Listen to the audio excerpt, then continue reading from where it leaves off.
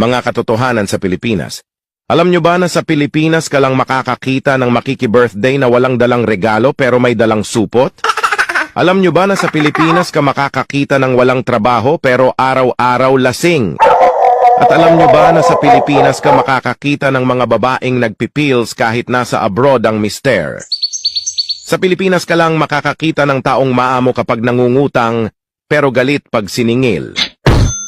Pag ang tropa mo natalisod, imbis na tulungan mo, tatawanan mo pa. Hahahaha, tanga amputs! Sa Pilipinas, ang mga tao ay madalas magpasaring sa social media.